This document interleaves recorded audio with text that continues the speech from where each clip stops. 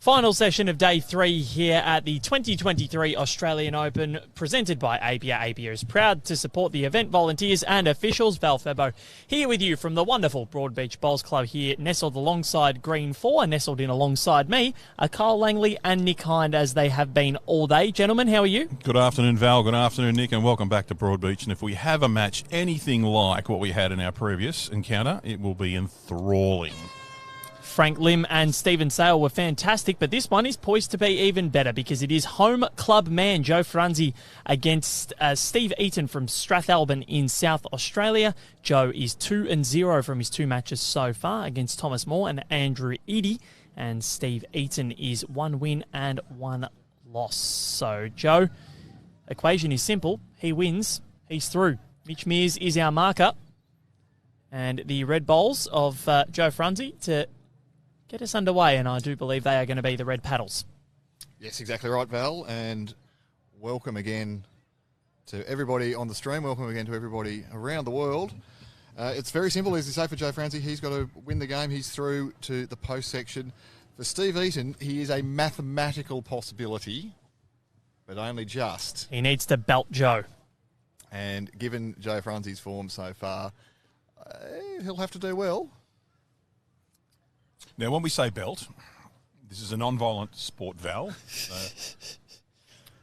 Not with an actual belt. How was lunch, gentlemen? Yeah, good. Had a egg and bacon roll, but the one thing that kills me, like, I'm not a massive sauce guy. And, like, I like mustard, but putting sauce on an egg and bacon roll is just not for me, as that one goes far enough. So still be one to Joe Franzi. What sauce? Tomato. Tomato sauce on an egg and bacon roll? Okay. Nah, not massive on it. I'm probably a barbecue man myself, but what about I'm you, mustard. Nick? On an egg and bacon roll? No, not an egg and bacon roll. Egg and bacon roll, just nothing and maybe some cheese.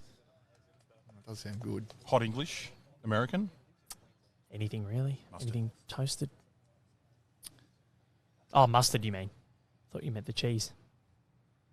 Oh, that too. But no, just American mustard will do. So what can Steve conjure up here? He's down 2. Yeah, so Steve Eaton, he's had a first-round loss to Tom Moore, who is from St George's Basin. I actually know him. He lost 21-11. Second round, he has defeated Andrew Eady 21-20, so to be 1-1. But his margin, as you can appreciate, is not real flash. Joe Franzi defeated Andrew Eady in the first round 21-9, and then Tom Moore last round 21-11. So that's given him an imposing margin. He's plus 22. And for those watching at home, you can see there with, I'm just trying to get a view on that, would be Steve Eaton. Steve playing with the bowling arm? Yep, that is Steve. Yeah, so for those people at home, bowling arms are used at all levels of bowls these days, and the reason the arms were brought in were initially to assist bowlers getting themselves back on the green. So anyone can play the sport, no matter what your ailment or disability. And it looks like Steve's using that to his advantage here. And to the advantage of the Aero of Oles, which he's rolling down today. Joe Franzi using Henslide XG. And both players, as we've had all day, we've got some really diverse colours. It makes it very easy for us to call. It makes it really easy for the markers to show us who has shot. Certainly does. Barbara watching in Cyprus, Alex in Adelaide, John in Forster. Great to have everyone's company. As that one there from Joe doesn't amount to much. So I would have thought, Val, you've been doing this for a minute now. In New South Wales, I know it's spelt Forster. It's not his first rodeo. Foster. Yeah. is it Foster? It's Foster. It's Foster. There you go. But no, it's spelled Forster. The English language is just, honestly. It's like Gloucester is Gloucester, but it's Gloucester. Like we're Australia. Yeah, like Worcester. Is Worcester. So is this a second here for Steve Eaton? Certainly is. That is beautiful. Muscle memory. Given a warm round of applause. He's got a few fans in with him here, and look, to win the section, he's going to have to win by a big margin here. Well, he's off to the perfect start to do so. So if it's anything like our last match was, we're going to be in very good shape in the final 2 hours and 15 minutes of our day. Could be less. But that is the maximum amount of time that we have here. And of course, we have Broadbeach, which is synonymous for its beaches and its bowling clubs and its nightlife, and Strathalbyn racecourse, lovely racecourse down there in Adelaide or South Australia. Starting to think you love your races, Kyle. Well, I'm not allowed to have a go at them, but I love watching them. It's horses are the best. There's another favourite of mine, horses, dogs. Yep, another love. Yeah, and we're just heading back to the Broadbeach United Soccer Club end here, of course. I'm waiting for my honorary membership to come through at the end of the week. Yep. The Sydney J. Bean Fan Club chairman. Which is gone now? No, that is gone, yeah. We're now Frank Lim Fan Club. Or as he's known as, Out Honour. Oh, my God. And I'm sure the Major Events Gold Coast and Queensland government, through Tourism and Events Queensland, will appreciate helping us put on an event like this to hear jokes like that from Kyle Langley. Big thank you to them, of course.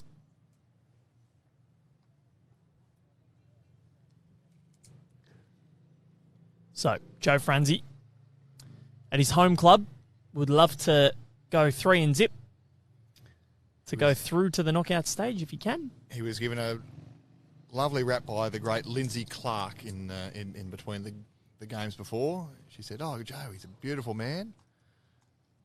Did play at Tweed Heads with Linz for a time, but is now based here. But wherever you play, the Gold Coast, Northern New South Wales, Jesus, some nice places to come. Certainly are.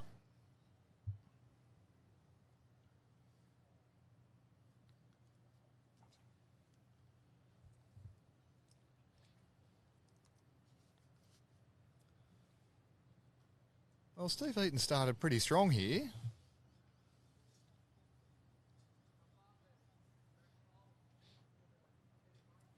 His first 2 bowls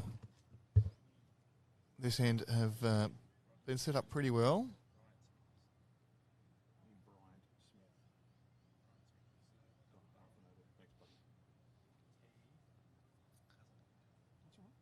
Joe just going to scurry on a little bit past.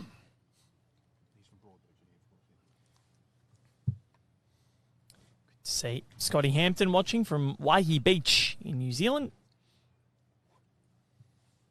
I'm just going to point out here, we're watching, as we're here watching Steve deliver his next bowl. If you look just behind Steve, gentleman in the wheelchair there is playing singles. He's playing open singles, men's, of course. He has a helper with him to push him up and down the green. But that's Rodney Bryant Smith from Broadbeach, and that's the type of game we have. Everyone can get involved, and it's brilliant to see him out there on the green competing. Magnificent.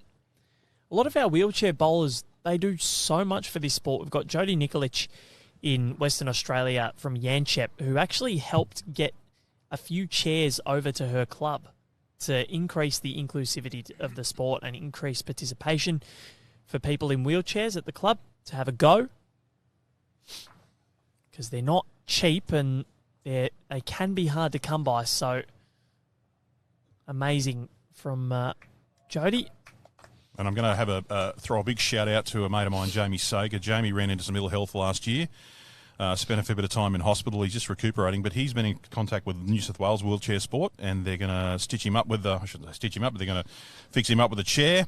But Jamie's the type of guy that will, as he improves, will be able to get back on his feet. So his ailment is a temporary. It's a semi-permanent ailment, but it can be improved. But good on you, Jamie, and good on Wheelchair Sports New South Wales. Yep. Echoing those sentiments. So what has Steve Eaton got here? He seems to have found his range early, and he's holding at the moment. One's going to go past. How did he find that gap? So Joe. Opportunity there for him.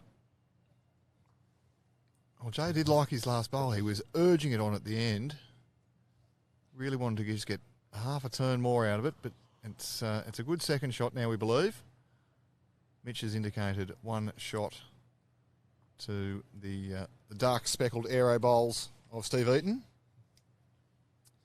Mitch Mears, the man in shorts, we're calling him. Don't adjust your sets. He heard that. Do not adjust your sets. He's shaking his head at me. Joe just looking to get a turn out of his red bowl here. Yeah. Or get down to the jack. He's just under the line. It's a good effort, though. So, 3-0 start to this contest in favour of Steve Eaton. Now, Nick, while we're on the subject of shout-outs, we should talk about organisations like Invictus, great for brains, Wheelchair Sports. They do a fantastic job in the lawn bowl space and encouraging and helping people into the game and back into the game. Oh, look, you're exactly right. There's so many organisations which are out there to benefit the community and the wider bowls community, not just those who have a disability, but you know, anybody who might have had some mental health issues or some struggles in their past. There's organisations available, and again through Bowls Australia and through your state bodies, you can go and see who they are and get along to an event near you, because bowls is great for everybody. We're seeing literally on a level playing field. Well, I was asked the other day, I was out on a green having a roll-up for 2 hours, and the guy said to me, he said, "What are you out here for so long for?" I said, "Well, my psychologist is $175 an hour, and I can do this for free." So it's one of those sports, isn't it? You can use it to improve your mental health, and you can use your lifestyle, but everyone can get involved. It is the best. You had a massive chuckle there. The fans to our left both appreciated that. They probably know my psychologist, so how much they make. No, but it is one of those sports that everyone can be involved in, and as we can see in the background there, Rodney Bryant-Smith doing his utmost to enjoy the game and be a part of it. And it's all about participation. That's the key. Certainly is. So, what has Joe Franzi got? Just needs to find a little bit more with that.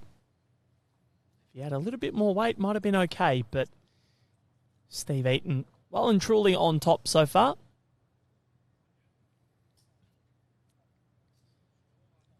It's a very different technique you see with Steve here. He's got his left hand in his pocket, which is to help with stability there, having the hand locked in onto your upper thigh, whereas you'll see with bowlers who are releasing it with their hand with their arm, they'll tend to have their supporting left hand or opposite hand down near their knees. Just trailed the jack there. I thought he had his wallet in there. He's just hanging on to it, so he didn't lose it. No, he's on fire straight away. Joe Napstein watching from Coffin Bay in South Australia. Why do they call it Coffin Bay? I'm not going to go there. I know why they call Shark Bay Shark Bay. Nick, someone will tell us. Yep. Ruth Jones watching from Moonta Bay, South Australia. There's a lot of bays in South Australia, I'm starting to feel. Our viewers are going to be our best researchers for us, I think, here. Yep. We're flat out, as you can hear, enjoying one another's company, but also enjoying the great facilities here at Broadbeach Bowls Club. Certainly. And Scotty Hampton said it can also cause some mental health problems, but I would suggest that, Scotty, that's an individual thing for you, my friend. But no, look, it is fantastic. So, Steve Eaton has found his range early, and he is currently holding 3, but there is room for Joe Franzi to do something about it. He's going to continue on this backhand line. Thought he may change up. What's your thoughts there, Nick? Is he playing the right way because he's got 2 there he can connect with, or should he go on the forehand? Well, I mean, he's already had 2 on that hand. He feels like he knows the line. Don't change. Well, that's why he didn't change, because he does know the line. And Joe Franzi takes the shot. That's why it was more of a question than a statement, because I knew I'd be wrong. Now, what does Steve Eaton do? Well, Kyle? Or Nick? No, go with Nick. I'm going to say... Kyle's got no idea. Kyle's got no idea. That's very mean. No, look, he can trundle up on the backhand still as well. There's no risk for being short here. He's got plenty of front bowls to knock up. Kyle would even agree with that. I would, in that sense. There you go, Kyle. Nick's just put his hand in my back like a puppet. Yes. That was me. Great shot here. Oh, here we go. Look out, trail. Staying in. Even with a respot, if it goes out, he might be close to the tee. No, I think that has remained in bounds. It's right on the border of our camera line there. I believe that line that it's on out there is in line with the rink peg, so that is about as far wide as the jack can possibly go. And if Joe even hits the jack at all and knocks it out, then he will get the shot. As I mentioned before, Nick, the risk, I'll just be a little bit quiet here, but the risk is here if he plays his forehand, the opportunities he may not come back. If he plays his backhand, he could lose it altogether. He's playing backhand, though, because he's got two options that way. He can draw it, or if the bowl goes out of bounds and the jack goes out of bounds, he's got the tee covered. So I'm happy for him to be playing this way before. I know I disagreed with this in an earlier match. He needs to be up, though. I reckon... Oh, he needs it to pull up. Oh, what's it done? That could be a gem. I think he's got shot here. I agree with you, Val. I reckon he's done enough. Yeah, he's been given the mat. That is a magical shot. The risk is another quarter of a turn out of that bowl and it's out of bounds. So it's on the next rink. But the way that he's played it, he's pulled it up just in time. There's the signal from Mitchell Muscle Mears. One shot. That's brilliant from Joe Franzi. That was the difference between going down 4-0 and 3-1. He's on the board here. Now, gentlemen, any results from Mackenzie Park, section 243 or whatever we are in? Was it 243 or 235? 235, I think it was. All right. See, no. This isn't Christopher Wallace watch, is it? Yes. It is. We'll have to go through and see where he is. Might be 243. Maybe it was 213. I can't remember. You can look on Bowls 280. We were miles off. You can look on BowlsLink results.bowlslink.com.au. Or the Bowls Now app. Or Chris Wallace is in second position. He got a win in his second round match. And that was against Bob Crowley. He won 21-12. I know Bob Crowley. The problem for Chris is that Noel Sean Dingle, that's his first name, Noel Sean, he had a win over Eric Farnsworth, and it was a big win. Yep, 21-5. So he has to rely on Bob beating Noel Sean and has to basically towel up Eric Farnsworth in his next game. Good luck, Chris. Well, we said before this game that Steve Eaton needs to win by a good margin here. He's given himself every chance. He's found a nice line with that draw. He's got his weight pretty close. They're both playing... Well, can they sustain the level that we saw in the last game, though? That was an ultra-consistent level from Frank Lim and Stephen Sale. But Joe Franzi looking to get himself back on track here. He's undefeated for the day. Steve Eaton sitting in second position here in this section.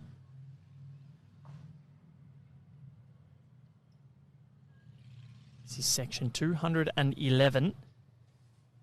Steve Eaton needs to win by a fair margin and needs to rely on Andrew Eady to defeat Thomas Moore. That's a good effort. It's going to find a good home there. Yeah, Steve's got an interesting style where he actually has his left foot behind his right foot while he's gaining his momentum with the pendulum, and then steps a full forward. I haven't seen many do that. Normally they'll stand in either the flat or the shooter stance, but he's doing whatever works for him is working well because he's adapted to this Broadbeach green very nicely so far. Certainly has. But I feel like Joe's experience here will come in handy at some stage. That's why he is 2-0. So, the matches so far, he defeated Andrew Eady 21-9, did Joe Franzi, and then last match defeated Thomas Moore 21-11. Steve Eaton kept his dream alive, as Nick said, with a 21-20 win over Eady. He just got in for two there. The pressure's going to be on Joe early because Steve Eaton is showing that he's more than capable. Might have been some first-round nerves against Tom Moore from St George's Basin, but now we're seeing... It's not a good track, though. Is he a bit heavy? It's motoring. Yeah. Well, it's a free kick. Kyle Langley, it's a free kick now and a chance to trail it for a 4. We play that forehand, draw weight plus a little bit, and away we go for a 4. He's been thereabouts, so the chances are... There's no damage. There's no danger there at all, is there, Nick? Unless he trails it too hard to that back bowl, but I doubt that's happening. The the level of control that he's shown so far, I'm certainly backing him here. Steve Eaton to chuck an early statement in here. Tracking nicely. How's your weight?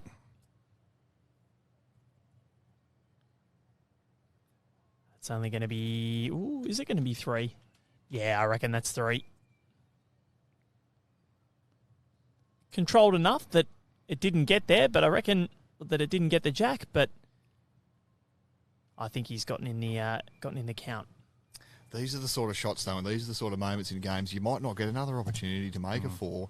You really had to be at least to the jack there. To be short, I'd if I'm Steve Eaton, I'm a bit dirty with myself there. That's all confirmed. 3 is. So a 6-1 buffer in the favour of the Strathalbyn exponent from South Australia up against the home club hero, Joe Franzi. Well, just to let you know, I'm closing down the Frank Lim fan club. It's gone after an hour and a Oh, half. come on. The new fan club is my friend over there, Rodney Bryant-Smith, playing on the rink next to us. I'm just such a trooper. And we'll get membership caps out soon, I think, the way it's going. Good luck to the man. He's doing a great job over there. Your merchandise bill's going to be through the roof. It's just one of those, you see people out doing what they love doing, and you go, well, you wake up one morning and say, I've got a sniffle and I don't want to get out of bed. These people, and I shouldn't say these people, but people like Rodney have got, as we can see, he's got some little difficulties in his life, and he just up every morning and doing what he loves to do. I think it's heartwarming, and it's one of those things. Inspirational. Really, inspirational. I'm looking for a word. Where was Val when I needed a word bigger than 4 letters? Look, Val's doing many things here. I don't envy him this task. He's multitasking. He's liaising. I was liaising with the wonderful Lockie Williams, who's sitting next to me. He's been doing some maths, and he said now for Joe Franzi to remain clear of Steve Eaton on the ladder, still has to worry about Thomas Moore, but to remain clear of Steve, he needs to score at least 6 in this contest. So if he gets to 6, he at least finishes above Steve on the table. Now, the South Australian has gone a good way about keeping him at bay, but we will see. If he gets to 6, he at least finishes top 2. Nick, too, looking at the style here from Steve, as you said, the hand in the pocket for stability. So when we'll call a normal bowling action with someone who doesn't use an arm, you do rest an arm on that left leg as you come through the right leg, but he's just trying to keep that stability there with the hand in the pocket, isn't he? Yeah, and my understanding with this technique is that it helps lock you into a single position, that you're not moving your hand around, it's not sliding, you're locked in, and that helps with balance, it helps with stability, and it helps with consistency too. As we know, with a bowler's delivery, consistency is almost more important than anything else, being able to have a repeatable action. Joe is going to crash in. No, he's not. Well, yeah, he is, but still going to find a bit of a gap. So Steve doesn't need to do too much more than his last bowl. It was a good effort. Just needs to take a little bit of his line off. Trail that jack. And could be up for 3 here. Tracy Bretherton. What is Mitch doing? Doesn't usually show his chicken legs. Definitely needs more sunlight. Be nice to him. You guys are horrible. Lovely bowl from Steve there. Well bowled, Steve. Look, we tried to get him a sponsor from one of our sunscreen partners, but apparently he didn't have enough to cover those legs. Muscles is doing a great job up there. He's a superstar. He loves getting down to Broadbeach. Now, speaking of someone that actually was up at 4 a.m. the other morning, it was Mitch. This one's gone a bit too far there for Joe, so 2 currently for Steve Eaton. If he can get another one in, maybe even a little trail if he can get there, to be very difficult, but another 3 here would make things very interesting in the race for Joe Franzi to get to 6. Changed hands. Needs to pull up. Oh, needed to get up as well. I thought he had the weight. Yeah, I'm not sure I agree with changing hands there. There was still an opportunity to promote the jack onto those other 2 bowls. It may have set up a bigger target, but I mean, Joe Franzi has started a little bit loose for a man who's won 2 games. You know, he's not the start we're expecting anyway. Yeah, you could certainly expect that he's going to be a bit closer, a bit more often. But on the back end here, trying to trail this, he may be a little bit quick. Pace was probably right, but he's cut him down there. So from 2 down, it's now 1 down, but still, Steve Eaton moves ahead by 6. So, Nick, Joe's going to get the mat back at some stage. What's he going to do? He's going to have to do something dramatic. We go T to T, very short. He's going to have to change things up. I really like the tactic of going very short. It's just, but personally, it's my favourite. It's my go-to. Is that if I win the mat and I might be behind, I might be struggling, is that I'd try to take it up, put the jack on the tee, and run almost minimum distance.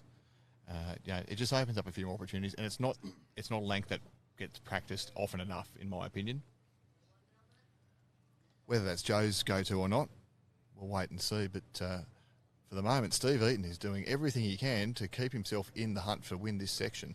If he wins 21-5 or 21 or lower than 5, he moves above Joe Franzi on the table. Then he will have to worry about Thomas Moore and what happens there against Andrew Eady. So there is an opportunity still for Steve Eaton, and he's blazing ahead. Utter control with that arm. Yeah, just starting on the forehand again. He's got his weight and pendulum from his rolling the jack, and look like he's not far away again. Great start. Now, Val, have you ever used a bowling arm? Have you Never in my life. I would like to. Kyle, have you never had a go? I have enough trouble picking up a bowl and sending it normally, so no, I couldn't do it. So I can report, as somebody who has had a few goes with it, that it's incredibly difficult. It looks difficult. They make it look very easy. The skills that are required are so different to how you release your bowl normally. There are different styles of grips. There's a palm grip, there's a thumb grip, different releases. It appears as though Steve has a palm grip today. Max Pruitt saying a tactic for Joe Franzi, possibly short ends against bowling arms every day. So that could be the option here. I've heard that before, Max, that it is adjustment from for the bowling arm bowler to come back, but to a shorter end can be more difficult sometimes. But I think you could be onto something there. He might struggle. That one snuck through. Still the ascendancy to Steve in this end. Played 5 so far. 4 wins to Steve Eaton, 1 to Joe Franzi. What's this doing? Just casually drawing shot, I think. Yeah. Nicely done for Joe Franzi. Has he drawn shot, though? Has it drifted too far away? Mitch Mears goes and has a look. Measure.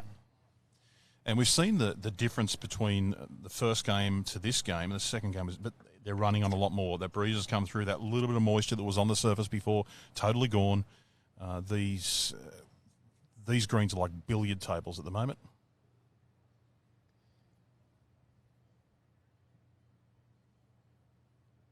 Change of hands for Steve. How's this tracking? A little short and a little wide, but just needs to add a little bit more and there'll be an opportunity. But this measure, at the moment, not sure which way it's going. Well, it could be a three-way go. That front one, from just looking over the top of our screen here, that could be a bit closer than we give it credit for. Well, Mitchell went for a measure on both. He wasn't keen to let his thoughts out. The front bowl has just rocked over. No measure now. And Joe Franzi has definitely got shot. So now what's the option here? Does Steve go on the...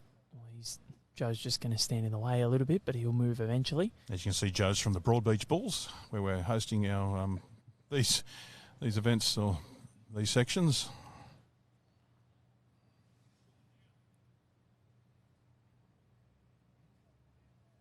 Joe won't move while Steve is on the mat.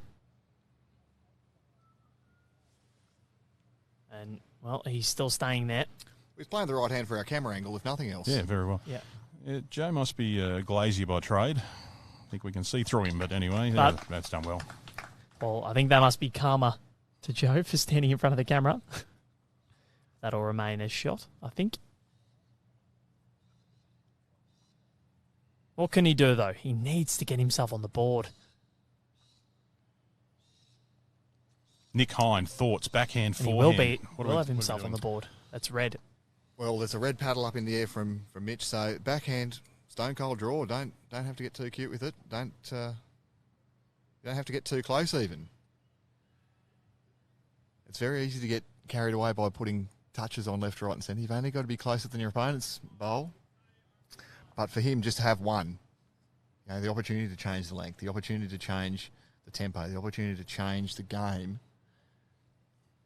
I think conservative line. Yeah, I think, as I say, I think he'll stay away from it because he'll be happy just to get the one.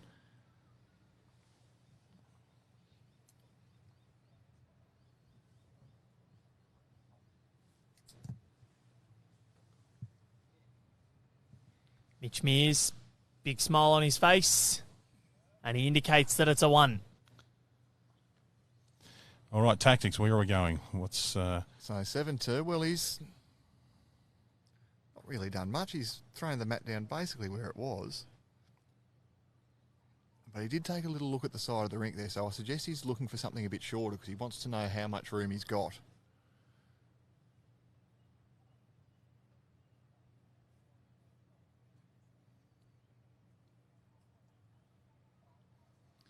So he just needs 4 more shots now, Joe Franzi, to at least finish above Steve on the table. Still more of a 3/4-ish length, isn't it? Yeah, look,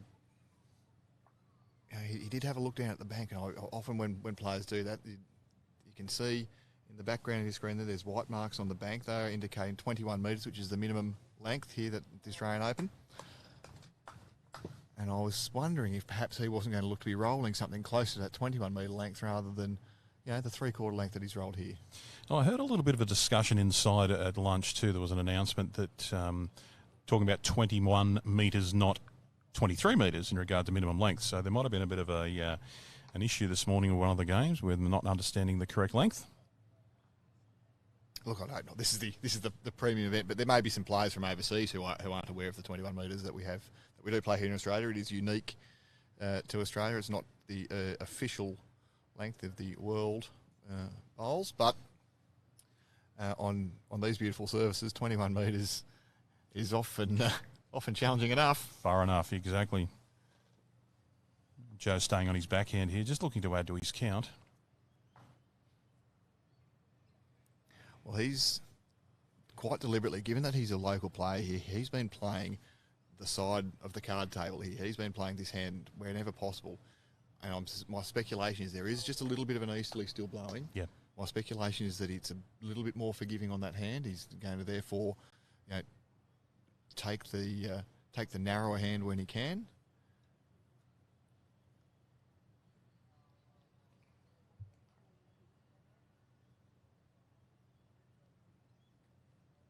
Steve just comes across to his forehand. He's got to clear that front bowl. No, unlucky. He was on a good line. He was on a good line. He'll get there now. But Steve, with the arrow evolved, it is a tighter bowl as far as they go. On this surface, though, there's nothing that's too direct. Joe Franzi with the red Dreamline XG's hence light. And Joe will want to just continue on his merry way here because this is the end that he needed. 7-2 down, Great urging effort it up. Brilliant delivery. And I reckon that's a 3rd.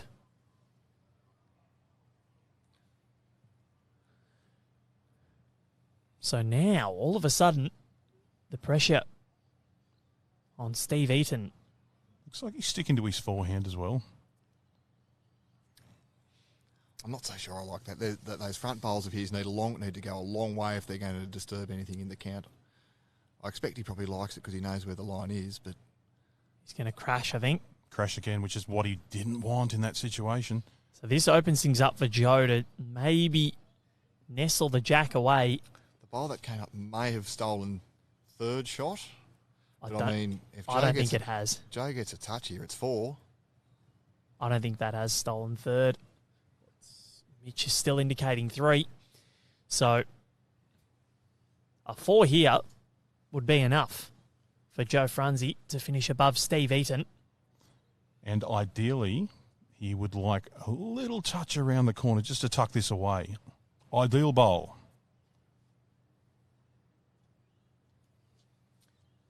Yeah, if he can put his nose on the jack there.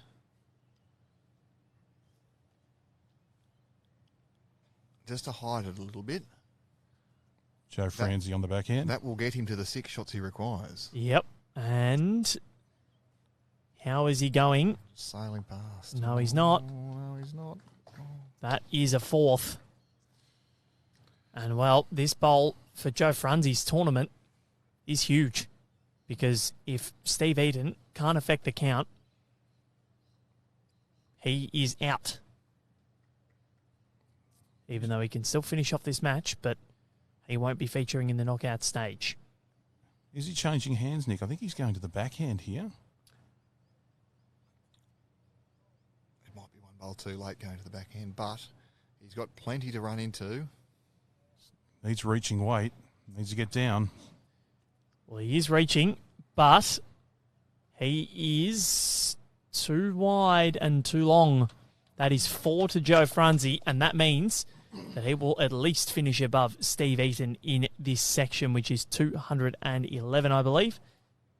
Steve Eaton will not feature in the knockout stage of this Australian Open, presented by Apia, who are helping you live the good life and play bowls. And how important is that? Just one end switch off there for Steve. He drops a 4. Joe takes full advantage of it, and now we're back, the mat back to the tee. So let's see what the tactic will be here. He might try and go tee to tee, or he might still play at that shorter length. So now he's alleviated some of the pressure. He may not know this, of course. We've done the maths here. It's a fairly complex algorithm that we need to come up with if we're going to figure out the rest of the section. But he has, as you suggested, Kyle Langley, has rolled it still on the shorter side, but the mat has gone right back, keeping close to his refreshment back there, Joe Franzi. And his fan club, a few favourites, a few people up there looking at him, yes, cheering him on. And not a bad start here at all. Yeah, starting to show the form that made him the section leader coming into this game with 2 wins, defeating Andrew Eady from Castle Hill and Tom Moore from St George's Basin in his first 2 games, Joe Franzi. But Steve Eaton gave a good account of himself, but just that one lapse, and we did say it can be costly. Yep, that shorter end did work for Joe Franzi, getting on that 4. And there you go, because straight away Steve's off his game again on that one. So this has been an inspired move from the Broadbeach native. He bowls at this club and is putting on a show at his home club. He's still behind, but he's had a pretty good day. Found his rhythm now. He Valley certainly really has.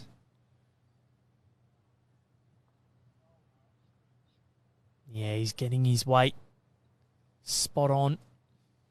Well, that was what was letting him down in the first few ends. He was through. He was a little bit short. He was just spraying him. And we said that for a player who's had 2 wins, it wasn't what we expected. But now we're starting to see the cream rises. It does, yeah. It does. And what has Steve produced? That's not enough. Not enough. Now, boys, I must say, after all our technical difficulties, which we're now calling the hind virus this morning, we must give a shout-out to Lachlan Williams, Lockie Williams, the job he does here, the setup, the cameras. He brings this to you. We just come behind the microphones and say a few words. But thank you, Lockie. You're doing a great job. Our production staff here are brilliant. What he does is a lot harder than what we're doing, that's for sure. And he's having luncheon at the bar at the moment, so if you want to see Lockie, he's in there. No, he's here with us. He's doing a fantastic job, and we wouldn't be here without him. You can come and get Lockie's autograph. He's signing them from 5 p.m. And they are $5. He will pay you $5 for everyone he does. That'll be a third to Joe Franzi, but I dare say Steve will probably get one in. He wouldn't want to give up a couple of fours in a row.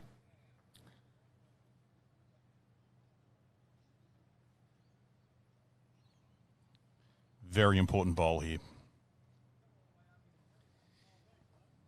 Oh, I think what's he doing? What is he doing?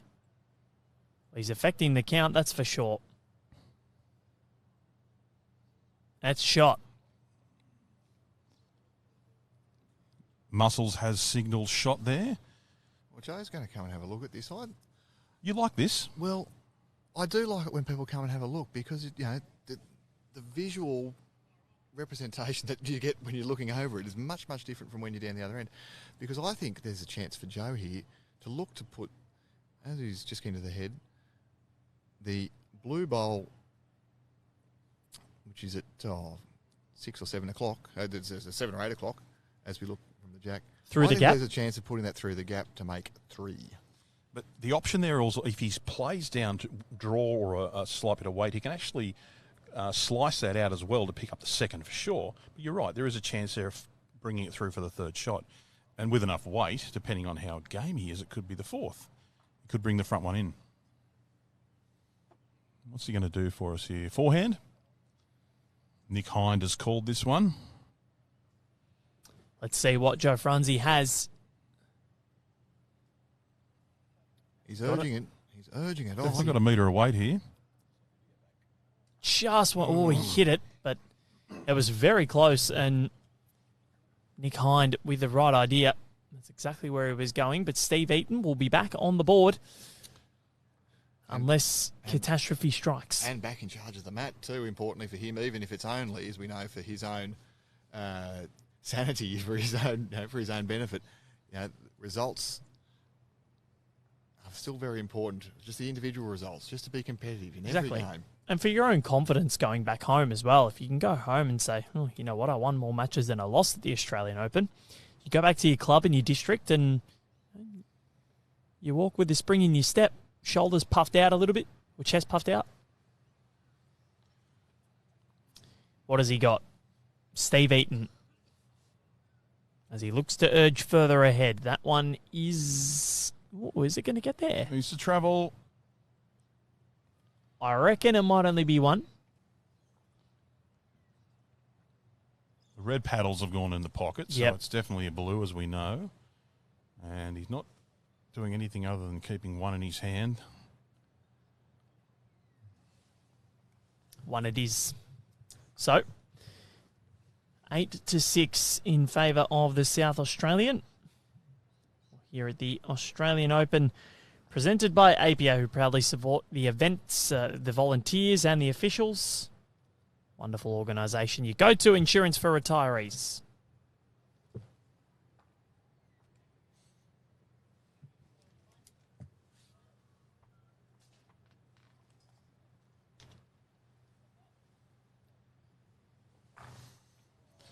Alrighty, Nick Hind. What length are we going to throw here? Just the standard pendulum he was on before, the one he likes? Well, I think he evidenced in the start of the game, won 4 of the first 5 ends, that when he can dial it in, Steve Eaton is a capable competitor, and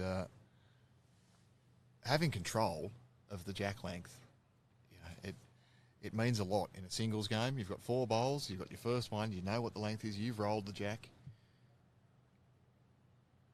You've got that feeling. And it's a chance to pounce. It's a chance to get in front of your opponent. I guess that last end too, after Joe picked up a 4, he really wanted to keep the momentum going with at least picking up a 1. Wow, yeah, we just get that from Steve. Well played, sir. And that's what I say. You know, you've rolled that jack. You know what the feel is in your arm.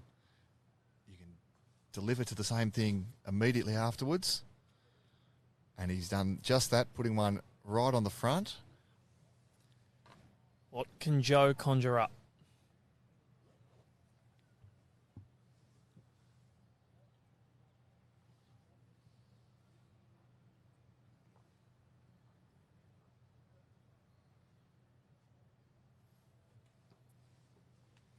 Well, not a bad start. He's finished in a good place. Any contact on that front bowl now will spit it back, which is a bonus. Ideally here, Steve would just like to come around the back of that front bowl. Well, he changed hands, which surprising. Again, I mean, it's very easy from the card table, but I don't know why. You know, you've played an absolute bomb with the first one. Oh, we'll swap hands. I mean, he's just shown that he's got the capability. He'll be left-handed next. I reckon one left, one right. One with forehand, one backhand, one with your feet. One without the arm, one with the arm. See how he goes. Mix it up. Doesn't matter how it gets down there as long as one foot's on the mat. That's a great reply. reply. You're not throwing it. Is a good reply from Joe Franzi. And that there is a great bowl. Any contact now on that front will give Joe, that'll spit back to Joe, give him the shot.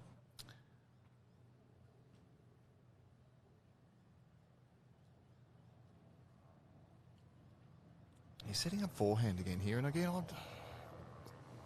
I question the decision to go forehand. I think the backhand's got so many more options for him. And that is dangerous because contact on the front bowl from this angle will move it back to Joe's bowl. Having said that, though, look, Steve Eaton's won one more singles game this year than I have, so... Well, that might be... Oh, no, it rocked very lucky there. But that Joe Franzi bolt is in a very handy position. It's a rose in between some thorns. That's for sure. Well, he's won more singles games than I've actually won in my lifetime just today. So there you go. He knows what he's doing. He's got a plan, and he's sticking to it.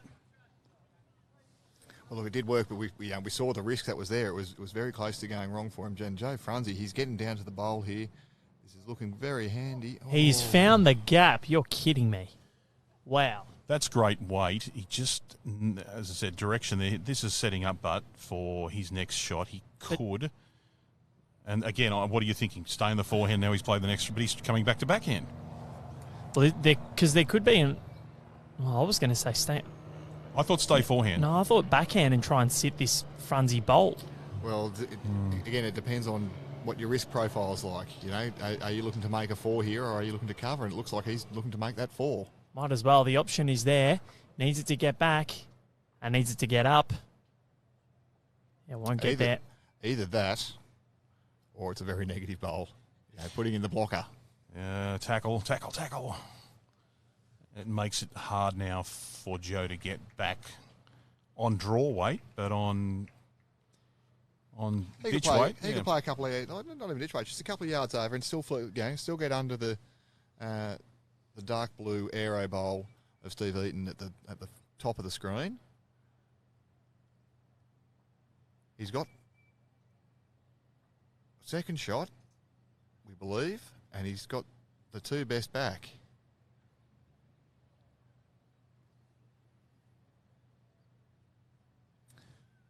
And we've seen there's a few players. I don't know what his preferred weight is, but there's a few players at this club who've got plenty of power and aren't afraid to use it. Ryan Bester for one. Yep. Aaron Sheriff has a handy drive on him. He's got a handy everything. So does Ryan.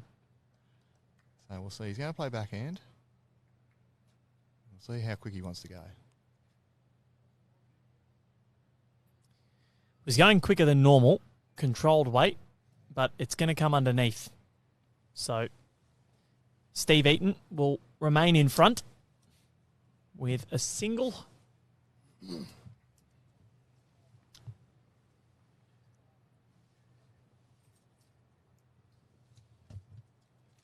Just going to confirm. Mitch Mears holds up one blue paddle.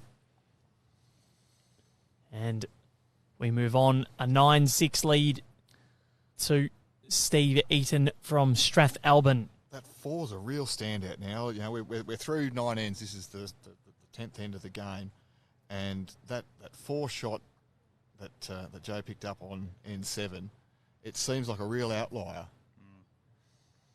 Well, Trent Graham just commented, and I don't know whether we can use the last word of the acronym, but bowlers like to make the game hard for themselves because of the KISS principle is rarely used, which is, of course, keep it simple, Stephen, we'll call it today.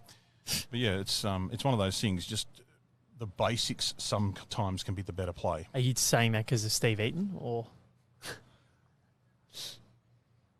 I'm just not sure how inclusive the last word is in that acronym. That's all. I'm just. Yeah. We could put keep it simple, Kyle. So it'll be kiss. There you go. Oh, we're clasping at straws in session number 3 today. Getting a bit tired there, Kyle. Yeah, those straws. He's been up since 4 in the morning. Well, those straws these days aren't plastic. They're back to cardboard and they're hard to clasp. They are disgusting. Let's move past that. I don't really want to talk about those. Joe Franzi. Great for the environment, but very, very poor for your ice Coke. Great start here from Joe. Squeezes past the Jack and the Joe Franzi fan club next to us. We get a wave. In the individual sports, though, and we see it sometimes in tennis, we see it sometimes in golf, we see it sometimes in all the sports where you're competing as an individual, you don't have somebody around you to remind you to keep it simple sometimes. You know, when you're playing in a team, in a team environment, there are people there who might say to you, no, you're getting a bit carried away or you're overcomplicating things. But when you're playing by yourself, you can get in your own head and you can make some fundamental mental errors. And that's the key with our triples, pairs and fours, is you've got a skip there and a second or a third that can give you that advice as you go. But in singles, it's a different kettle of fish. It really is. You're there out on your own. You don't have a coach. You don't have a mentor, as you say. You've got to make your decisions for yourself.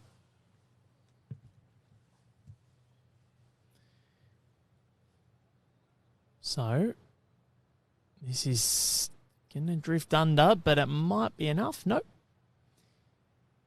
Still one to Joe Franzi, but I dare say one of these two will have another say in what the count is. Good catch, Kyle. My pen just went flying. The breeze is getting up here, so this might be another thing for players to contend with today. We've had some rain, we've had some, the middle game was played in beautiful conditions, and now as we get towards the later part of the afternoon here at Broadbeach, we've got a little bit of a sea breeze coming in. Ooh, just squeezing past the Jack is Steve. So still one to Joe. And it is the first time we've heard the surf here in the last couple of days. We'll have to do a surf report later, Nick. I'll send you down to the sand. We can't send Hollywood. There was problems with SeaWorld Rescue the other day and Hollywood being down there, but that was of his own. It was his own fault. Oh, look at that. Unfortunately, it's gone through. Well, that's not what Joe Franzi was after. Well, I mean, he's unlucky in a way, but also that's the weight that you play. That's the potential risk. And now there's a chance again. Steve Eaton, if he can get down to sit that last red bowl, he could make 2 or 3. He certainly could. Is this Steve's breakout end here? A 3 here would go a long way to securing this match. He is tight. Once again, though, I mean, he's had... That's the third time I'll put an asterisk next to that one. That's the third time he's been short. And when he's had a chance to make a number. And the danger there isn't massive if he only plays with a metre of weight. Because if he sits it, he'll stay. And Joe, can he get himself back on the board? That 4 was everything, but he's only won 3 ends so far, and that is going to be why that's not doing anything. So not going to trouble the scorers, that one. No. Another one to Steve Eaton, who's plugging away in ones. That 4 has really, I think that's got the biggest asterisk on the match so far, because without that, he'd still be in a very good position to actually possibly even go through. Only needed to get 6 shots, did Joe, to keep ahead of Steve Eaton. So he will finish at least second. Just wait for Thomas Moore and his match against Andrew Eady. see what's happening there. But here on green 4, it's Steve Eaton 10, Joe Franzi 6. And this is the Australian Open, proudly presented by Apia, helping you live the good life and play bowls.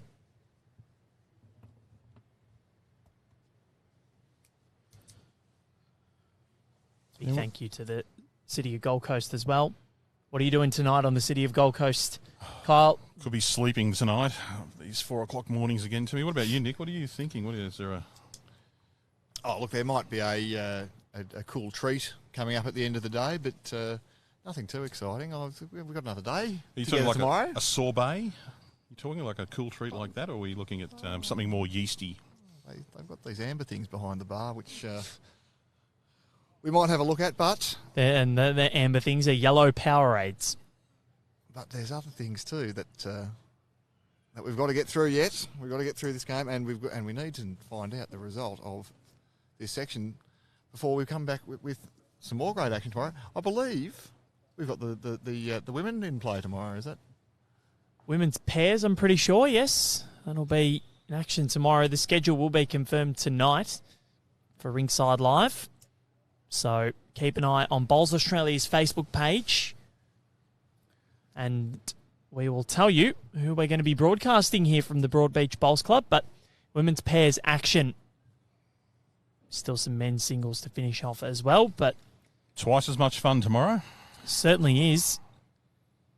It's going to be an interesting tournament, and the women's pairs gave us probably the best narrative of the 2022 Australian Open, because it was Paris Baker and Olivia Bloomfield who won the title, and Olivia Bloomfield gave us one of the more iconic Australian Open speeches. I'm not going to repeat it, but it's out there if you want to go have a look. rightfully very excited though? And, well, 100%. Just human nature. You things are said and done in the as the adrenaline kicks in, but I don't think anyone would complain. Maybe one or two, but not us. No. So Steve Eaton, again, holding the ascendancy. Joe has really struggled to win the mat back today. That one there might give Joe an opportunity. If he sits the bowl and it can squirt the jack back, he is there to cover, and we know that when a jack gets touched, it can move on this glass-like surface. Yeah, those two are just concentration errors there from Steve. He really needs to refocus here. Joe's got a chance. The door's been open here. He can make contact here. He's watching intently. It's a great bowl. It's a good effort. Not shot, but it's a great bowl. So, now. Steve has to be careful here on his backhand. He needs to make sure he is up, but he can't be heavy. He doesn't want to roll his own bowl over and make contact. He's conservative line again, Nick, as we talked about before. Maybe heading for cover. Yeah, I think that's pretty sensible in this situation. There's a big number if it goes back. Jake McCutcheon asking if there's another game next. There isn't. This is it for day 3 of the Australian Open, presented by Apia. Proud to support the event volunteers and officials. But this has been a wonderful day. That second match that we had between Frank Lim and Stephen Sale, an absolute cracker of a contest. Ebbed and flowed the entire contest, and Frank Lim got the job done for Mooralbark in Victoria. And Andrew Nuttall, how cool and calm is Steve with his hand in his pocket as he delivers? Well, we discussed that before, Nick, and if you've just joined us, here's the reason why he does it. Well, my prediction is that it's to help with his balance. It helps lock his hand in onto his upper thigh when he's delivering the bowl, because with the bowling arm, of course, you don't bend down the same way as we watch Joe Franzi bending down. Needs contact here. Oh, there was an early call of hold. I wasn't going to. But he certainly does make, Steve Eaton, he does make the bowling arm look very casual, but it's also been very effective so far. It's an 11 shots to 6 lead. Certainly has, and I think he'd be very pleased with how things are tracking at the moment, despite giving up that 4. but he has never been headed in this contest. Scored a 2 on the opening end. And the closest it's been is 7-6 after that 4 from Joe Franzi. But he continues to win the ends and continues to keep the mat, which is the most important thing for Steve Eaton at the moment.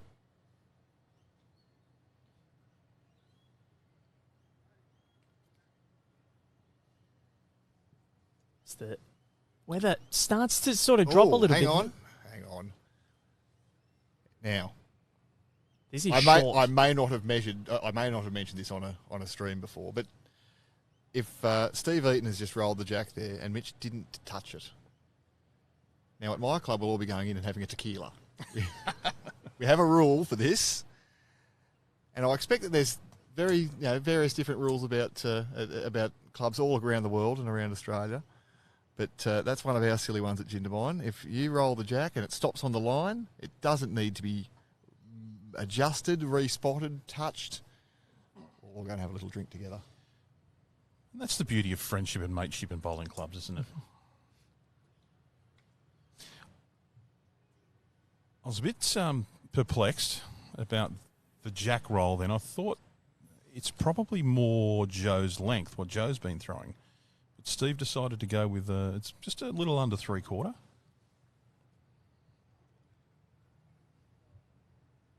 And Nick, are you when rolling the jack, are you a watch it all the way man, or do you let it go then just turn around and get your bowl ready? If I'm playing in a competition that matters to me, I'm watching it all the way. Yeah. And the reason for that is, particularly when you're outdoors on grass greens like this, that you might get a read on something that the wind's doing or something that the surface is doing. If you're playing indoors or on a carpet green or playing casually with your mates, well, who gives a rat's? But yeah, there's still opportunities to pick up information by watching the jack. You're coached as a new player and as an experienced player. Watch the bowl all the way to the end, because you might pick up on something that it's doing. And if you've got that little bit of information before your opponent, that can be the difference. We've seen some very close games all across the day today, not only on Rinkside Live, but also just on the rinks around the place. And those little things that might mean one shot over the course of a game, but that one shot might be the one that you need to get to 21 first, as it is here at the Australian Open. Well, I watch it all the way, but it doesn't help my game. I just like to watch it. It stays on the rink. I'm happy. Steve just churning over here to his backhand. So, was this an error for Steve in the jack roll? Because it's certainly a lot shorter than what we've seen, and he's kind of thrown himself off a little bit. Well, he hasn't gone in for the tequila. That's the issue.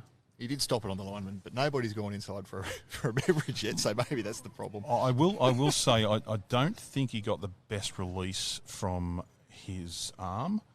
And I think I had a look at his face there. I think he wanted it a bit longer, and he wanted it where his back two bowls are.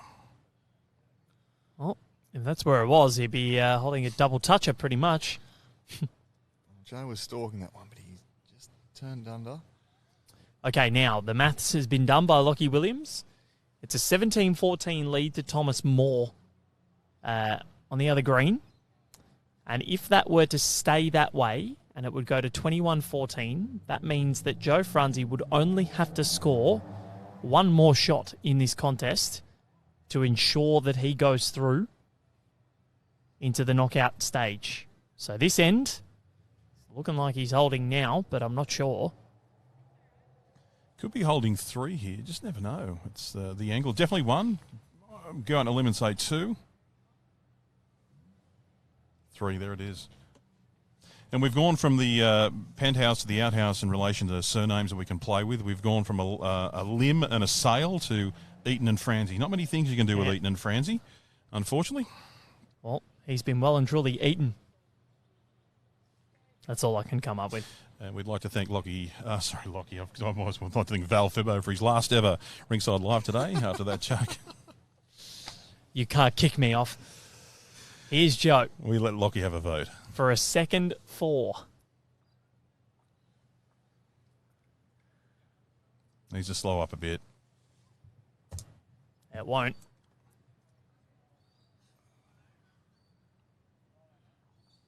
Yeah, it's disappointing, isn't it, for Steve Eaton? You know, there's been 2 lapses this game, and he's dropped 3 and a 4. Yeah. dropped some big numbers. And in terms of the overall section outcomes, That's it. That is, as we believe, unless Lockie's maths is wrong.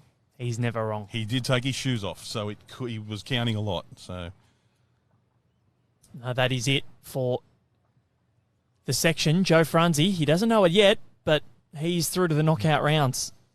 I'm not going early crow. I'll wait for him to find it on the Bowls Link app. Bowls Now app. Bowls Now, my apologies. You might need to enjoy your last Ringside Live, Kyle. Might be just Nick tomorrow. That mightn't last too long, though. That might be Nick by himself. If I'm by myself, I mightn't be here too long either. It took some Lockie with some lovely pictures for the audience and no volume. Well, no, I was just... Which wouldn't be the first. Now, Locke sounds very good behind the mic. I would get him on. But when, I was talking before about the difference in terms of your mental capacity in a singles game versus a team game. Having you two fellas here today has kept me in check. If I was to be here by myself, there might be some very naughty things said. Yeah, we're looking Okay, no, Nick is definitely not hosting by himself.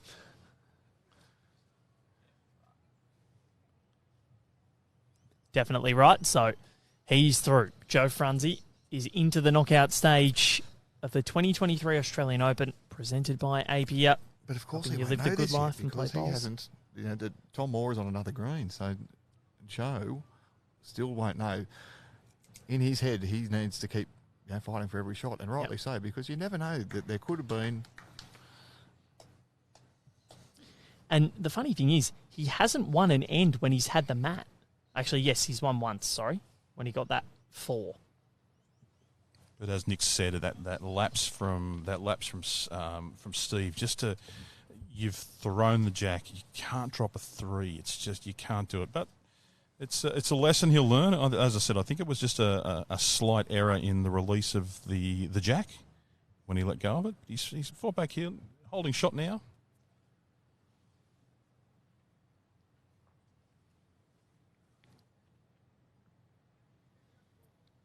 Speaks to the versatility that you have to have as a singles player, though, as well, and the ability to overcome, these minor errors, because we're all going to make mistakes. How you react, how you respond, and he's in front in the game, and he's going to want to finish giving a good account of himself. Oh, for sure. They're heading up to over 200 bowls already today each, and you're getting tired. You're waiting for that trip inside just to sit and have a deep breath and a quiet refreshment. But yeah, we'll end up with over 200 bowls. It's a big ask. Considering in a pennant match you play 42.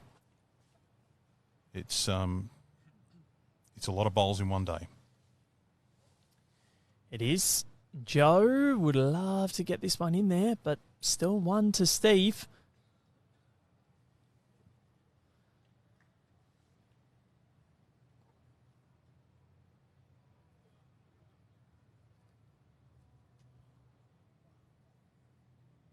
He's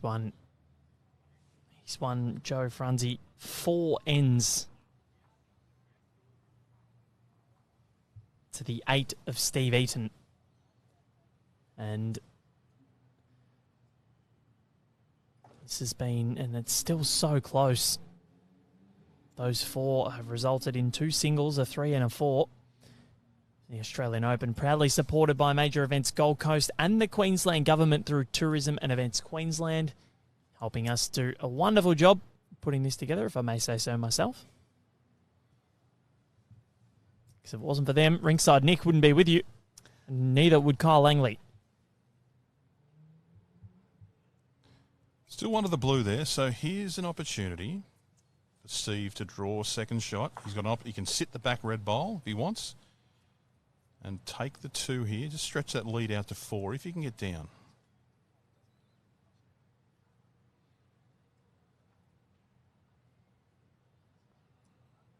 He would certainly love to do it. Your line looks all right, Nick. Is he under or is he there? Well, it's all on his weight here. No, I reckon he's there. No, he's done well. That's a brilliant bowl from Steve Eaton, who again doesn't concede consecutive ends, and he's only conceded 2 in a row once. So just barring those lapses in concentration, He's been on song in this match. He's definitely been the superior bowler, and I mean, it's sad that we know already that his Australian Open experience is going to come to an end. In singles, anyway. I'm not sure about the other two. Pairs and fours, he could be involved there. But this has been a superb performance from him. But this is the thing. This is why Joe Franzi has won 2 matches. He's maintained his level of concentration. He's only conceded 1 score bigger than a 2. Despite only winning 4 ends and losing 9, he's only down by 4. He's 1 big score away from levelling proceedings. And Steve's got the mat back, thrown a similar length to last time he had it. Can he correct? This is longer than the last end, and well, this is a good start. Good start, yeah. Got the weight bang on that time. Just needed a little bit more with his line, but it's handy. Just short of jack high. It was only that extra metre to a metre and a half where his stock standard bowl was ending up. It's he's more comfortable with that. Look up there, he's reaching for his back and his knee at the moment, Steve. And as I said, we're heading up to 200 plus bowls now for the day. These young fellas. It's a fair few. Work on those lunges at the gym. You'll be there at 4 a.m. Oh, yeah, I do everything at 4 a.m. according to Kyle. I've been doing a few early morning ones recently. It's the most convenient time before work, but oh God, I'm not a morning person at all. Well, I'm heading down to the Gold Coast Pilates later. I saw that down there last night. Looks exciting. Maybe we'll go together, Kyle. I don't recommend anyone comes and watches, I'll tell you now. Do some reformer. So that one is going to drift underneath. This match still on somewhat of a knife's edge. Well, Franzi, a fellow who's only won 4 ends, he'd be thinking to himself, it'll all come together in a moment. I'm still in this. And he's going to go bang, bang, bang, and he could still take it and go through the section undefeated, which I'm sure would be his goal too. Whether or not he knows about what the maths was, to go through the section undefeated, that's got to be your goal. Liking backhand here, Nick. Just draw or slide off those front bowls. That's what Steve Eaton's lined up as. He's only got to play a draw here. Gee, he chucked it out though. Yeah, that was very quick. Will it get back? Nope. It'll go around the back. Got cover. Well, he had a very good line. It's almost going to fall right on the line. Like good bowl not by design, but it's finished there. And again, backhand here for Joe. It's the same type of bowl. Backhand draw can slide off those other 2. Yeah, he could have played the shot on either hand. It's all about his weight at this point, and if he can land one somewhat near it. There's the slide. Off the wrong side. What's Muscle's going to say here? 1 to blue still. Mitch Mears doing a wonderful job. Of course, AP Up proudly supporting the event volunteers and officials.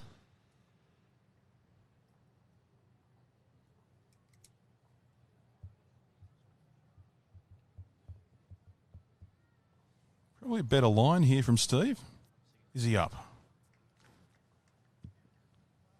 And that would be a no. Nope. So, can Joe get back on the board? Nick, do we take the blue bowl out in our forehand or are we just going to draw? No, he's going the backhand draw. Worth a risk? I think at this stage of the game, given his limited success, it's around the back, so it's all. There wasn't like there was a target there. You're clipping one bowl out. There's a chance of coming off it and going onto the jack. I think he played the right shot. He didn't get the right result, but he's hanging in there. 1 down, still okay for Joe Franzi. Certainly is. So the margin will go to 5. It's almost as big as it's been. It was 7-1 at one stage. That was after 5 ends. It went to 11-6. Now back to 14-9. Steve Eaton wanting to end his campaign with a 66.666666 ledger. That's devilish. Of course, they've got the mat down at the Broadbeach United Soccer Club end, home of the Dolphins, the Dolphin Tank.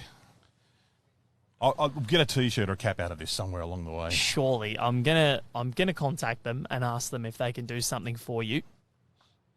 Training's on tonight. They might get to strike it out and kick a few goals and go out there and show them how it's done. Kyle Langley, were you a soccer player in your past? You play up front, bang home 20 a season? Well, I started as a striker as a kid, but I ended up playing. I won't say too much, but I ended up playing Premier League for Wyong on the Central Coast in the First Division there as a goalkeeper. So if the Mariners had have come around a bit earlier, you would have been featuring before Mark Bosnich. No, they would have kicked me some other district, but no. We had an unfortunate circumstance with our club at the entrance at the time. We lost our first two goalkeepers, and they basically said, "Does anyone want to keep?" And I said, "I'll give it a go." And that was me. Not there by wanting to be. I've heard you be called the Central Coast or Hunter Region's Mark Schwarzer. Definitely not Schwarzer. Might have been some other Mark, but yeah. Maybe the Spider. Hey, leave Zelko out of this. We had a discussion off air earlier about the great that Croatia Australian game goalkeepers in the World Cup many years ago. And Josette Hamlin asking, do you know how Charlie Hicks went this round? So Charlie already played the other day. Corey, I think you mean. Not sure as of yet. Still going. So Stephen Sale has gone. It says that he's gone with a second draw here. Unplayed. So Michael Daly and Stephen Sale have not played their final game. So it's up to Frank Lim and Corey Hicks in our previous section that we covered. Frank Lim winning 2 and Corey Hicks 1 win, 1 draw.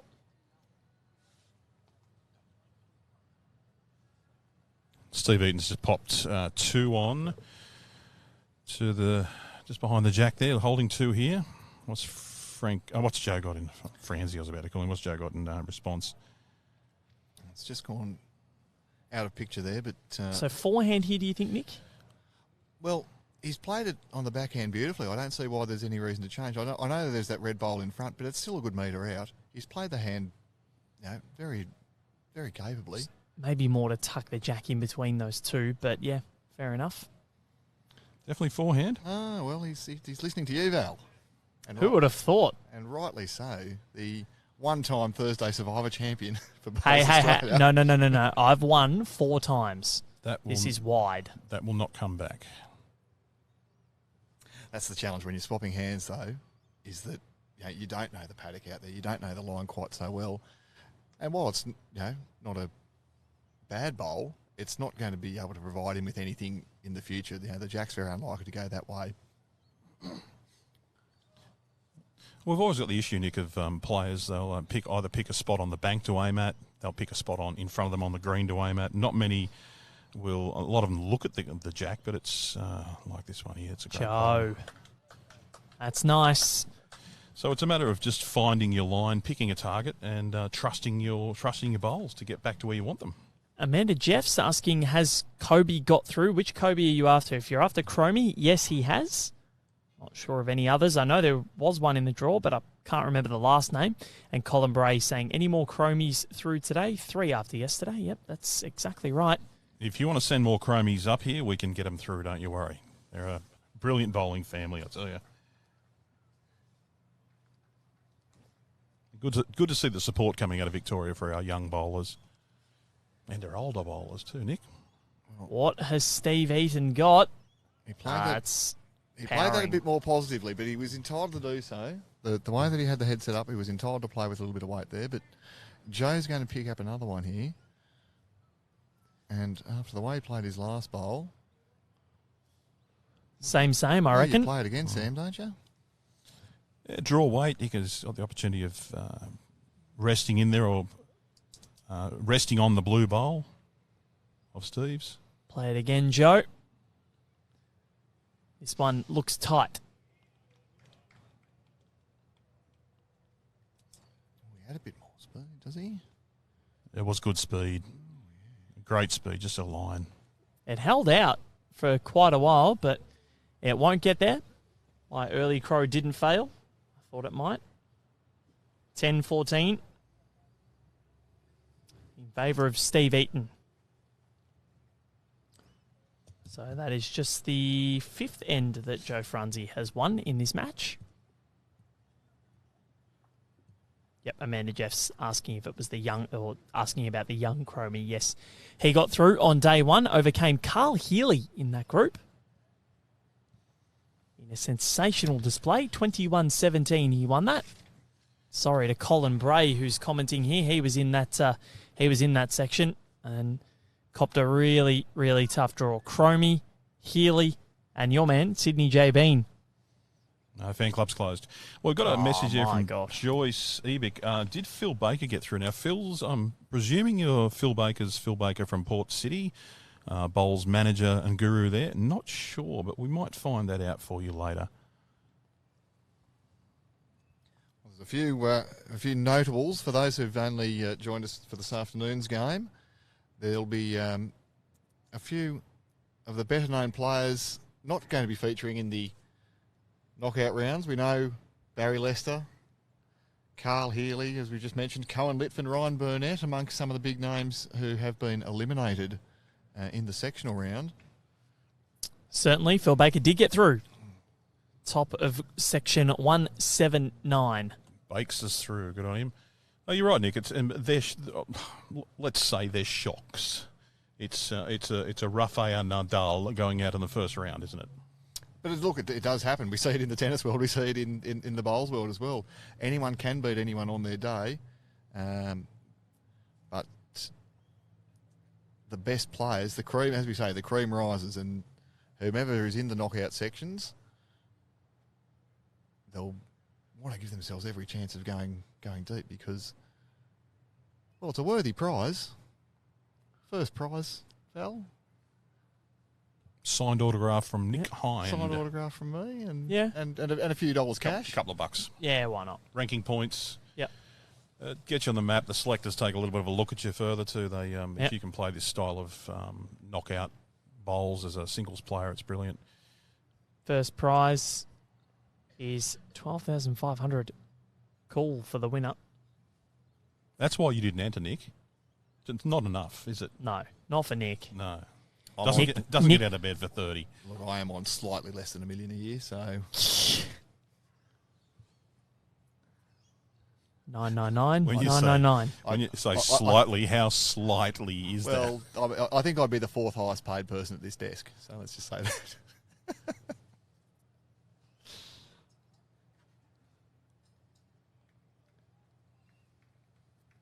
So, Paul Butler trying to go for a pun here. Does anyone Franzi going out to a restaurant and Eaton tonight? Bit of a swing and a miss there, I think, Paul. And Selwyn Darwin asking if there's any Kiwis left. I know Ray Martin got through to the knockout stage.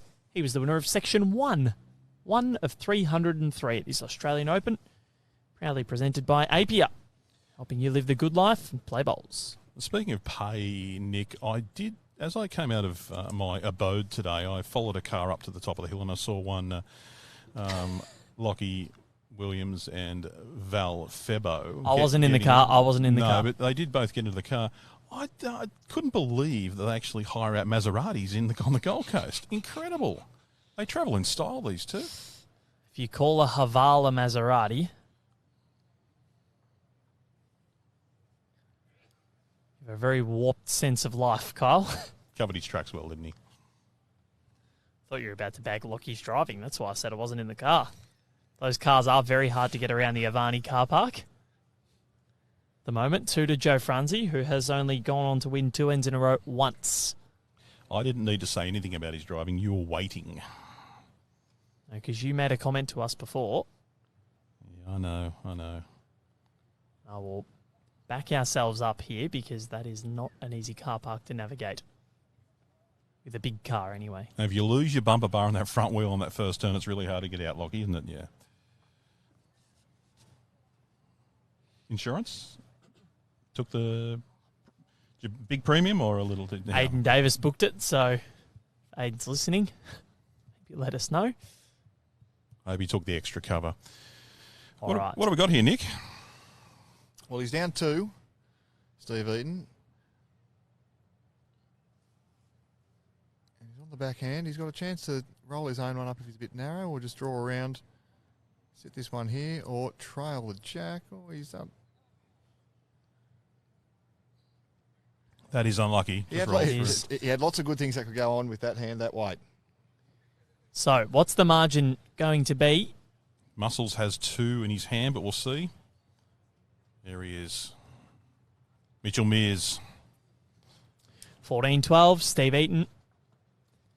Lee Henderson, since Val is not doing the stream tomorrow, you can join Paul. Well, I'm not sure what that means, but I will be here tomorrow. And the track at the moment, speed-wise, what are your thoughts? Look, it's probably not as quick as we've seen up here over the years. We've had that shower today, and this green probably has been running a little bit tighter, but it'd still be in the 15-second range fairly comfortably, I'd suggest. Yeah, Aaron mentioned this morning, Aaron Sheriff, that is, he wanted to roll between games, between matches, just to quicken it up a bit for the afternoon. But we're looking at, as you said, 14 to 15. He didn't get a chance to roll it because of the rain we had. But I would predict come tomorrow afternoon, it will be slightly slippery. Might just be. So, what has Joe Franzi got for us to start this end? It's not bad. His bowls are starting to hold, bowling towards the Surfers Paradise end, the northern end of this green. David Schofield, poor Mitch. His legs are starting to have a blue tinge because it must be getting cold. I'm glad I'm not the only one giving Mitch a daily... Mitch offered himself up as bait here. Good kid. Doing a great job. He's good. We can't survive, or this game can't survive without volunteers like Mitch, and we appreciate the work all the volunteers are doing at Broadbeach and around the clubs for the Australian Open and at your club locally. Yep. They're all, at this event anyway, proudly supported by APIA, who support all the event volunteers and officials at the Australian Open. Well, Joe nearly lost that one. A little bit of a rush of blood there. He's fought back, you know, he's battled today. He's battled in this game. After winning comfortably his first 2, he's been made to work fairly hard here. Those 2 lapses from Steve Eaton, he had a 4 that he surrendered to Joe Franzi on the 7th end and then a 3 on the 12th end.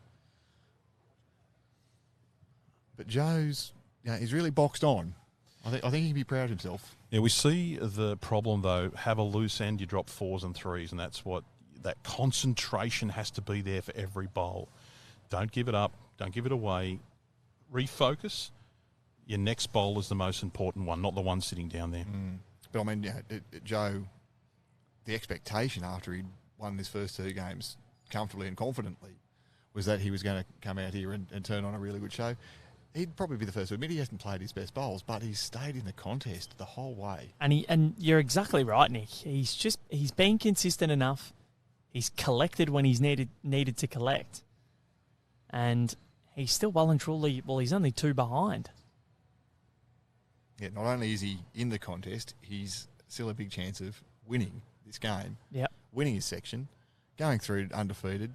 Yep. And when it gets to the knockout stages, he'll be feeling really confident. Exactly. He's a local player. He knows the conditions.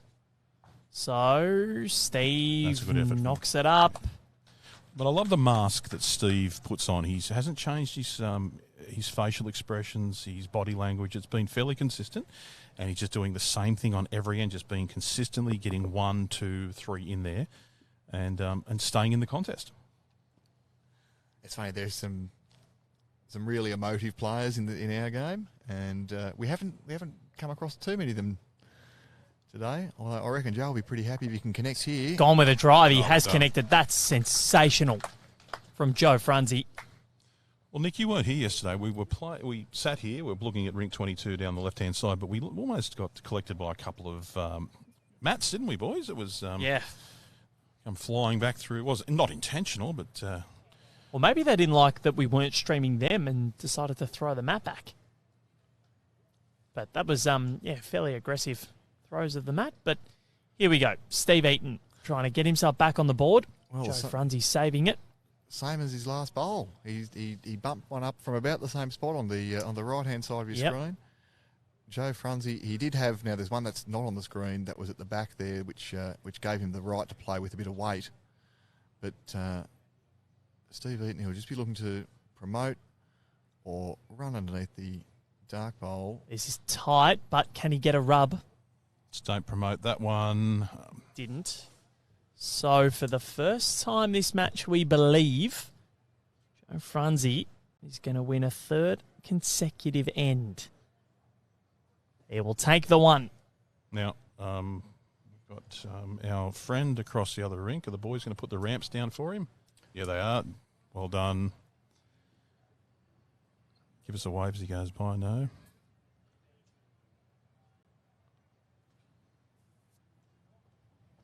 So good to see how inclusive this sport is. It is genuinely sensational. Now, Joe's brought the mat up. He's brought up a good 5+ metres, and he's gone for tee. And Gee, it's going quick. Oh, we lost one. No. Precariously close to the edge, but it stays up. Local knowledge, Val. Local he knowledge. knew it. Because, I mean, look, there are some clubs that you go to, and Kyle, I don't know if you've ever done this trick, but a certain Ray Pearce told me about this once, and he said if you go to a club for the first time, just kick your bowl with the bias going back up the green along the bank, and if it gets sucked into the ditch, you know that you've got to stay away from it. I have played at a couple of clubs where there's actually a little bit of a, they call it the plinth? Not good, I only just knew, but it sits up, and you can actually throw your bowl. It'll hit that, then come back down. Amazing. That's another home ground thing you need to look at. And these are things that, that those little 1%ers, we talk about them in every sport in bowls. What do we know about the surface? What do we know that can advantage us that our opponents might not know? And the good start from Joe there, he's actually put it past the jack, but he's stayed on. He's only a foot or so from the... That's about where he rolled the jack to, so Yeah. that's fair enough as well. But not a bad position to be in. No, I like this mat up. Jack on the tee. Yeah, he's going to be looking to come home now. He's won the last 3 and 4 out of the last 6 ends. He's started to really find his range a bit more, and he's asking questions of the marker. He's become a little bit more animated. Does he come forehand here or change over?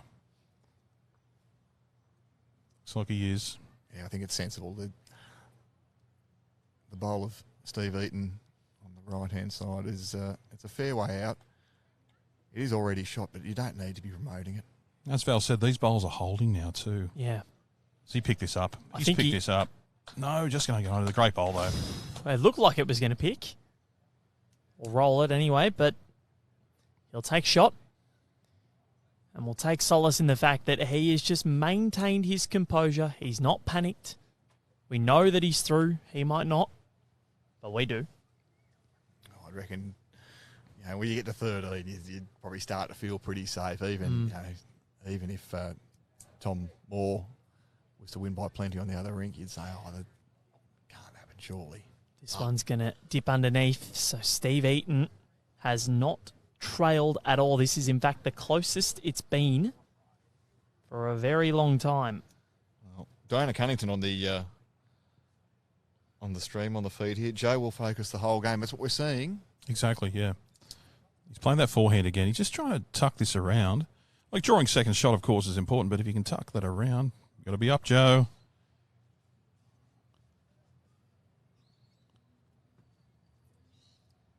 I'll call that a bit of a fade there.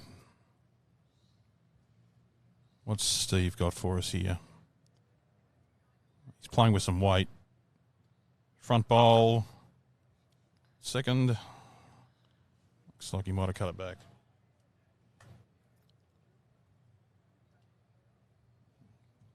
Well, he's got it right back. Mitch has gone and told us it's a measure. Joe's going to come and have a look. Steve's following him down.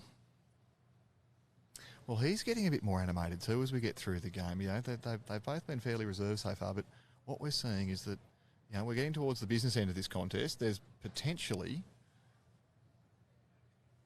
only another, well, maybe 4 or 5 ends to go. It depends on who. If somebody gets on their bike, it could be over very quickly. So it's getting really important, and they're both having a good look.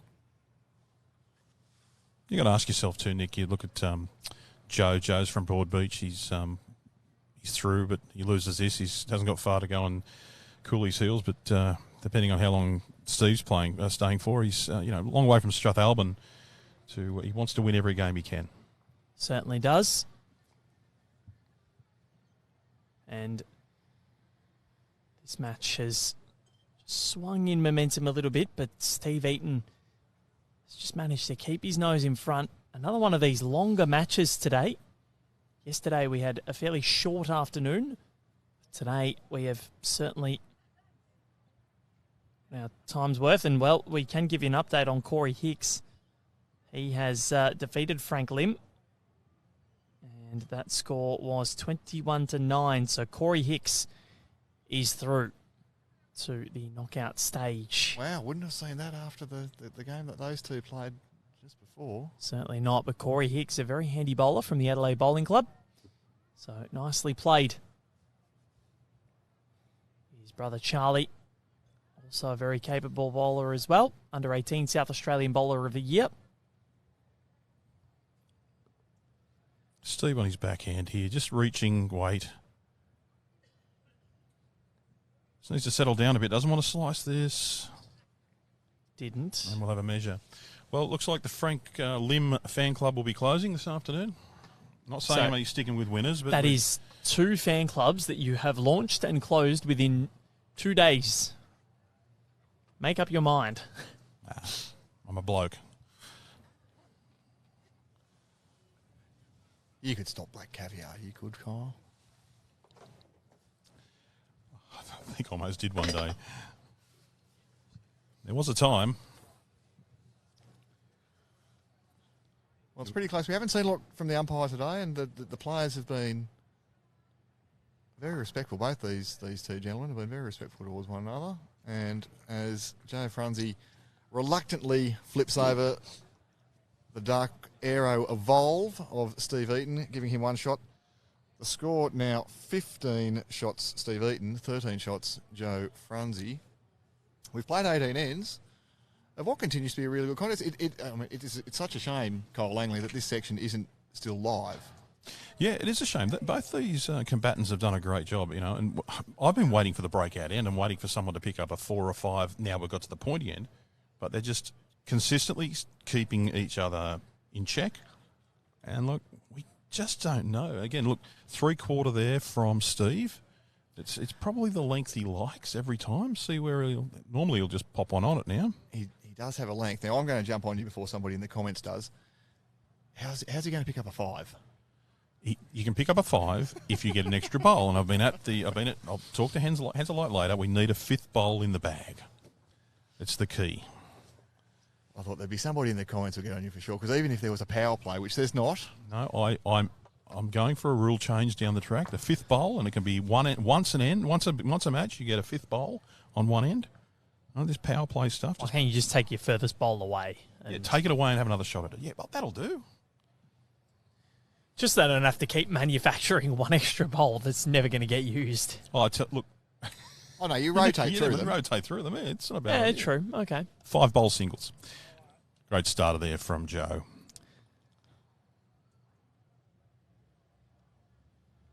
No, I was thinking, yes, I can see a 4. I can see a 4 or 5. Now, we've got 2.5 with the power play, but of course, this isn't BPL Cup. This is the Australian Open. We're playing first at 21. Yeah, mentioned it a couple of times. The 5th bowl could be keen. Could be an integral part moving forward.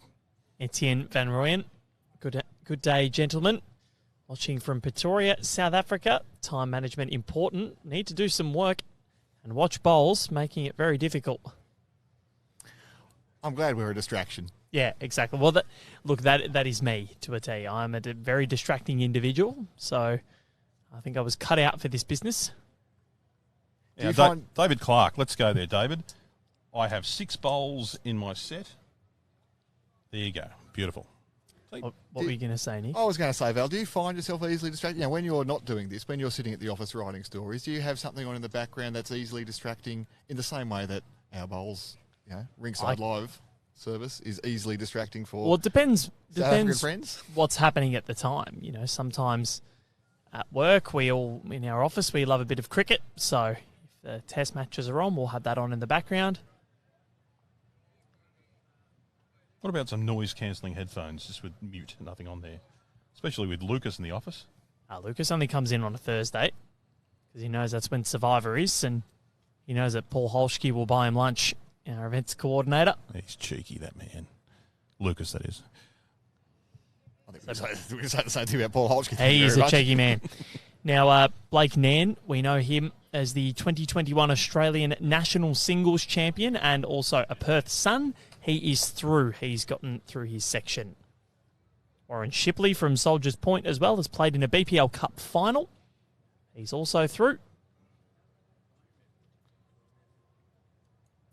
A couple of people actually messaged in yesterday and said that they thought that he'd win the entire thing. Who, Shippo? Warren Shipley, yeah. Oh, that's a big call. Massive big call. call early. He's a very capable player still. I get along very, very well with Warren Shipley, but everyone listening in Zone 2, or probably all around the state, will know that Warren Shipley winning this men's singles in the AO, there will be more chance of pigs flying across Broadbeach this afternoon. It's a bit rude of you, Kyle. What's that? Up there. Quick, can we... No. Helicopter. No. Yeah, helicopter. I love Shippo, good bloke. He does a lot of work in New South Wales. He's the type of man that we couldn't survive in Zone 2 or New South Wales without Warren Shipley being part of executives and match committees. He's a passionate bowler and passionate administrator. Ali Forsyth also through. And for the person asking if there are any New Zealanders still left, John O'Ratka got through today. Tell you what, he's close here, Steve Eaton. Yesterday. What's he going to do when he spits this back? Is it going to... Oh, just got rid of it. Is he holding shot now? Oh, that front one's in the argument. May just be, but one more to come quite for Joe. And if Joe can get this, we will be level. Dale McWhinney-Shillington also through. He's a lovely young bloke. I had the privilege of playing against him at the Summerland Pairs in Ballina between Christmas and New Year. And he was good enough to knock us off, but really, really sensational young bloke, and got a lot of time for him and the work that he does at Burleigh. Yeah, spent a season down at Nelson Bay with Jono Davis there at Nelson Bay, playing in the conference between Zone 2 and 6. I'd have to check. I think they qualified for state finals. I could be wrong. I've been wrong many times, and I'll be wrong many more times in the future.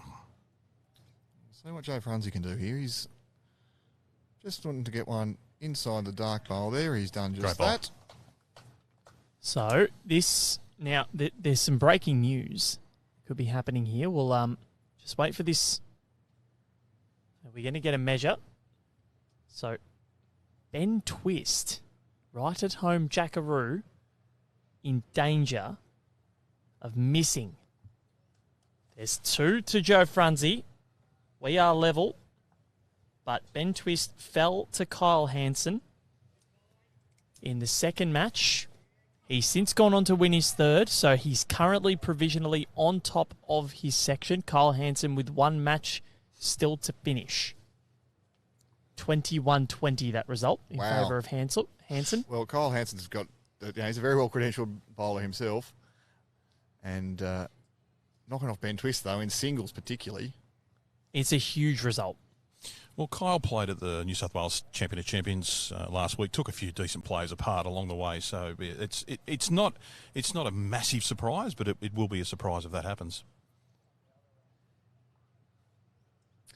We've seen Joe Franzi roll the jack to within inches of the beach once again. So he's decided on a length going this way. He's brought the mat up a lot of the way. He's sticking the jack on the tee, and he's starting with an absolute bomb. Absolute perler. How good is that?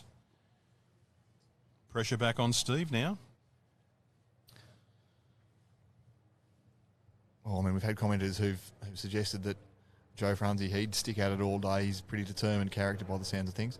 Steve Eaton, he's shown plenty of capability. It's just been those two little lapses that's really cost him. It's 7 shots that he's been costing, those 2 ends that he just didn't get anything quite close enough.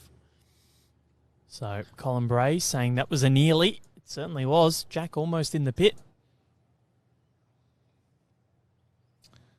Shipley and Salesy should play pairs together. They would cruise through. Thank you. Can we name that person on air, or we don't want to embarrass them? This is Josette. She's been bringing us some great puns all day.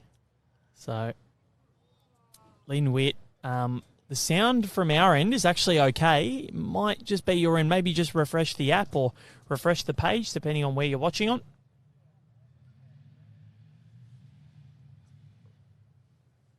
No issues here, though, as Joe Franzi looks to take the lead for the first time in this contest.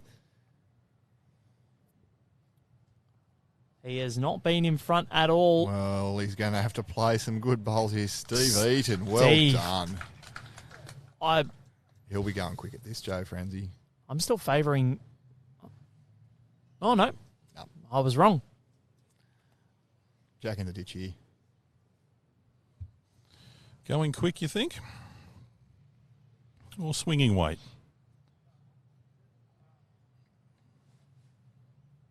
He's more controlled than I'd be playing, but equally, he's given it every chance here. Giving it every chance. Joe Franzi. Well, my stood word. the red bowl up, and Mitch has said, thank you very much. Wow. And he gets a high five from Steve. Great sportsmanship. Yeah, a little bit too much love going on there between the players at the moment, I think. Come on, boys. Just joking. They were actually enjoying this match together. Chris Wallace out. No. Yes. See, there was my next fan club, the Chris Wallace. But if he's not, can't win, you can't get a fan club. Chris, sorry about that. Noel Sean Dingle is through. And Kevin Anderson also through from Moama. Now, Sean is actually a hyphened first name. Noel Sean. Noel Sean Dingle. Yep. So it's Noel Sean is his first name? First names? Jack East from WA, he's through. Well, I hate to bring you back to the bowls Wow. here, boys, but that is a bomb. Steve Eaton has come in. Right, I'm still going quick this time. I might be going even quicker. No, it's a shame we didn't have Dingle on the green with the live stream. It would have been fun. Backhand with pace. Yeah, he's fairly controlled here, and the issue playing backhand with this weight is that there's that... Get a slide, get an edge. Oh, he got one. Oh, picks up a multiple. Joe Franzi. Holding a few now, but as we know, Steve's got one to come. I was going to say the issue was getting under the front pole, but he's got around it, got an edge of the red bowl, stuck it out to the left-hand side on screen, and has made a mozza. Now, going on script here, you'd expect Steve just to draw a shot. Steve Eaton has led all day.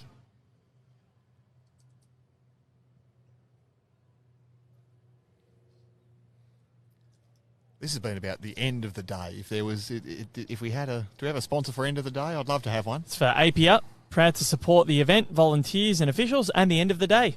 Well, this end should be brought to you by the Broadbeach United Soccer Club end. There you go.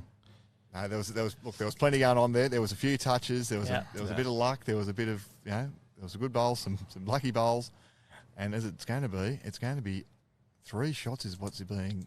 Can we talk about the checkout zone yet from Val? I think we can. Well, just when we get an indication of what the score is, I will say checkout zone. And that is a 3. Phenomenal end there from Joe Franzi. He would be very happy with that. He has not led in this contest. Not one end. And when the pointy end of the match has arrived, he has taken centre stage. Aaron Wilson also through. Disco. two-time Commonwealth Games gold medalist in men's singles. Him and David Bryant, they're the only two men to defend their championships.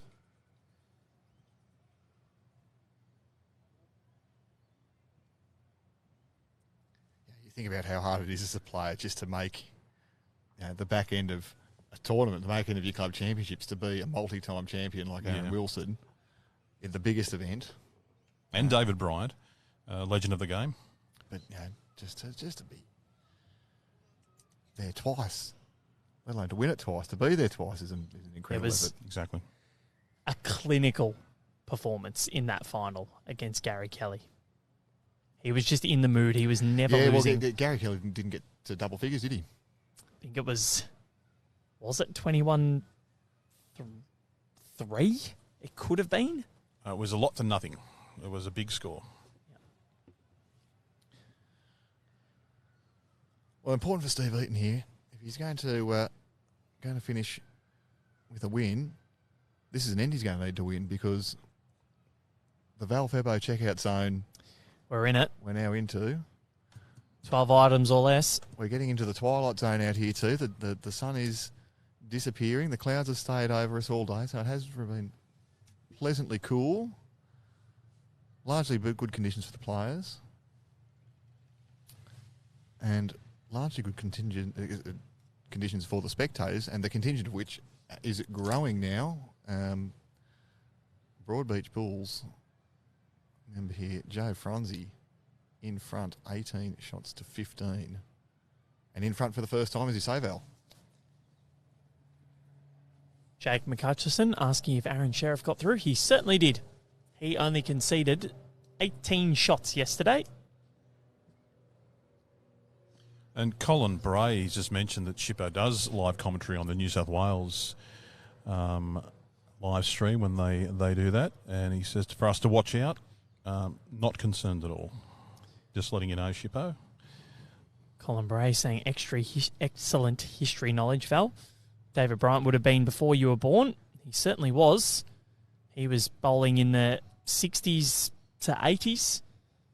Won 4 straight Commonwealth Games, but there was one Commonwealth Games in between that didn't actually stage bowls, and that was in Kingston in 1966 because Jamaica didn't have a bowling green. It's the only Commonwealth Games that bowls has missed. And David Bryant, unfortunately, only departed the last couple of years, I think it was. A big loss to the game. One of the greatest ever, if not the greatest ever. Can I just say, Val, when I'm putting in a trivia team, I think I'm going to need you on there. I mean, Kyle knows a few things, and Kyle's been very erudite today, but Val, your knowledge of the sport of bowls is just second to none. Oh, no, Clive Adams has me covered, definitely. And Aidan Davis has me covered as well. But when I only started 2.5 years ago, but when you work in a sport, you need to research its history and the players that have made the sport what it is today. And David Bryant is certainly a big part of that. Oh, you're a sponge, because Clive would have sat here for 2.5 years and just oozed with knowledge. It would have been sweating out of him. I listened. He can't say I didn't. Colin Bray saying he played with a pipe. He did indeed. What are the caps called? We'll come back to this. No, I have a Clive Adams story I'd like to share in just a moment. We'll After this. We'll have a look at this last bowl from Steve. Because this could, if he hits it right, get him back level. This is the ultimate free kick here. Steve Eaton. He's got 2 metres to draw it. He's looking all right here. Well played. Well played. So now, I reckon, yep, they confirm Mitch Mears lifts up the 3 paddles and we are back level at 18 apiece. We're both in the checkout zone. Who's going to get their groceries scanned first, guys? This is incredible. I can't say a 20-all draw because we're going pretty good for time. But, I mean, either player, it's very close. The story I want to share, though, about Clive Adams, and we speak about your knowledge, Val, and we speak about your knowledge, Kyle, and we speak about lots of things. There was an afternoon where there was a group of us sitting around and we were talking about all things in the world of bowls.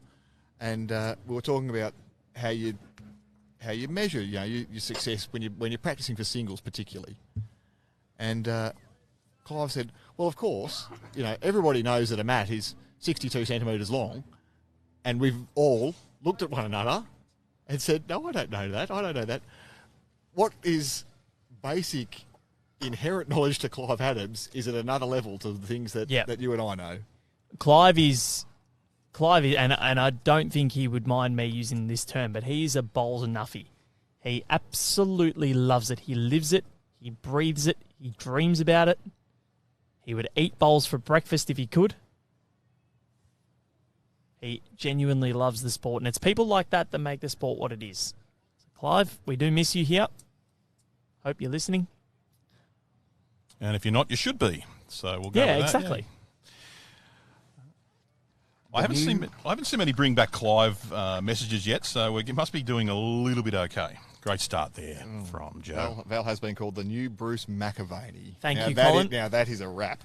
So do you think I'm special or delicious, or what adjective would you use, Colin? Well, Bruce McAvaney, undoubtedly, and I'll go out on a limb, Ray Warren, Bruce McAvaney. Dennis Cometti. I'm not going that way, but McAvaney and Warren would be the two greatest commentators I've heard in my lifetime. Unbelievable. So, Suzanne, just saying the fee keeps freezing and you're missing a few shots. That might be on your end. Just refresh it. And Martin Schofield, let's ban him. And same with Paul O'Donnell. You're all gone. You are all gone. Unfriend. Bring back Clive. That is disgraceful. I'm sure we'll hear Clive's dulcet tones again at some stage in the near future. He's got a radio show that you can tune into in Western Australia. He does. Every Saturday morning he does that. I've featured on it a couple of times. Yeah, Stuart. Anyway, back to the bowls. Thank you, Stuart Rigg. All right, what do we got here? 1 to Joe. Yep. So this one is, I cannot believe how many momentum changes we have seen in this contest and throughout the day, really. We really have got the good rink. We've been very fortunate that all three games we've seen changes of momentum, we've seen changes of tactics, we've seen changes of length, changes of weight, and changes of weather too. Rain, it's hail. been a really diverse day, and so for those of us who've stuck with us for a lot of the day, one, thank you very much for sticking with us, and two, I hope you've enjoyed it as much as we have, because this has been just a magnificent display of all the different things that can go on in our sport. And in the game of singles, as we watch Joe Franzi here, he's going to be in for 3, I'd favour now. And he's holding game. 2 only. 2? Ooh, I'd be getting down and measuring this if I was him, if it remains this way. That was centimetre perfect. There you go, Colin. Now, the lawman sent a message through about the Australian singles from 49, was it? Is it Glyn Bositos? Glyn Bosisto? Bosisto. There you go. He won 49, 51, 52, 53, and it wasn't played in 50. Thanks, Lawman. That's interesting information there. Bit different to David Bryant doing it every 4 years. So, this one now with an opportunity, presenting an opportunity, I guess, for Joe Franzi. He's going to come up and have a look. Well, Mitch has had a good look, and he has confirmed he's very confident it is only 2 shots. So the artificial light is turned on here at the Broadbeach Bowls Club. The Australian Open presented by Apia, helping you live a good life and play bowls.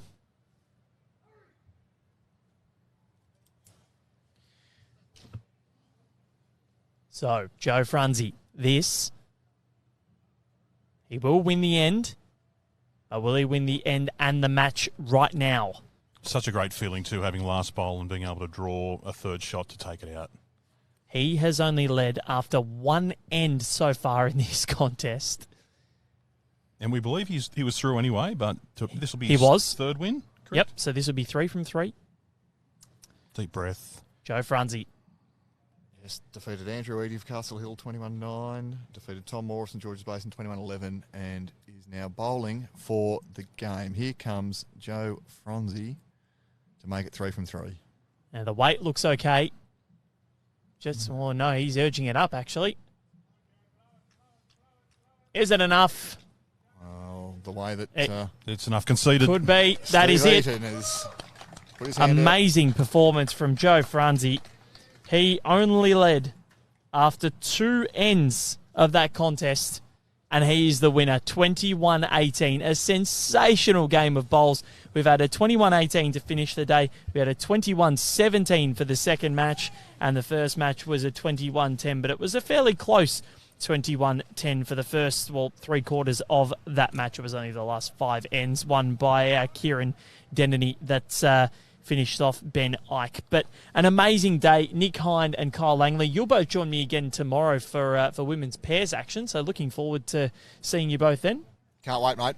Yeah, if we have games or matches like we've had today, that was just exciting, enthralling, and both players should hold their heads up high with that result. They certainly should. Joe Franzi, just to leave you off, if you've just joined us recently, he was down for most of the match, only led after 2 ends, one of which being the final end of the match. He wins at 21-18 to win his section and go 3 from 3. It's been Val Febo, Kyle Langley and Nick Hind on Ringside Live today, presented by Apia, proud to support the event volunteers and officials, and also with thanks to Australia's Gold Coast and Tourism and Events Queensland for helping us put this event on. It's a wonderful event. It's a wonderful place and a wonderful time of year to be on the Gold Coast, and we look forward to joining you again from 9 o'clock tomorrow morning, Australian Eastern Standard Time. What you can do is like the Bowls Australia Facebook page, turn your notifications on, and that means you will know exactly when we go live. Until then, have a great night, stay safe, and we'll catch you in the morning.